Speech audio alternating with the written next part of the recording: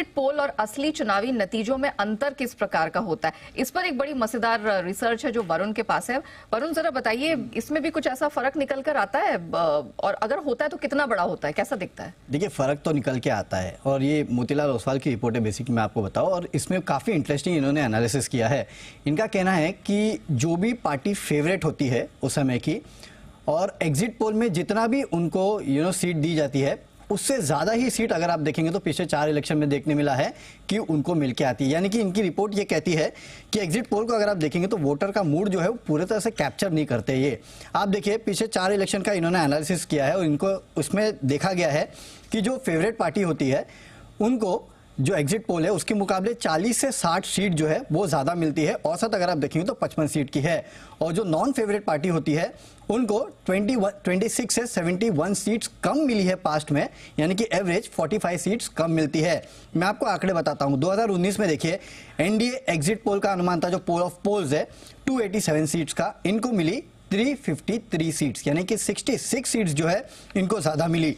2014 में exit poll का अनुमान 285 सीट्स का था, इनको 336 सीट्स मिली, यानी कि 51 सीट जो है वो ज्यादा मिली। 2019 में भी अगर आप देखेंगे तो यही हाल था। हालांकि उस समय यूपीए की सरकार जीती थी। हालांकि एग्जिट पोल ने वहां भी अनुमान लगाया था कि 198 सीट्स मिलेगी, इनको 262 सीट्स मिली थी। हालांकि 2004 में थोड़ा मामला गड़बड़ था, क्योंकि वहां पे एनडीए को लोग मान लेते कि जीतेगी, लेकिन यूपीए जीत गई थी। लेकिन पिछले 3 बार में अगर आप देखेंगे तो जो भी फेवरेट पार्टीज थी उनको जो एग्जिट पोल में अनुमान लगाया गया था उससे ज्यादा ही सीट मिली थी। और जो पार्टी हारी थी उनको भी आप देखिएगा, यूपीए 2019 में अनुमान था एग्जिट पोल का 129 सीट्स का, 91 मिली। 2014 में 104 सीट का था, 58 मिली। एनडीए का 2019 में 185 सीट्स का अनुमान था, 159 मिली थी।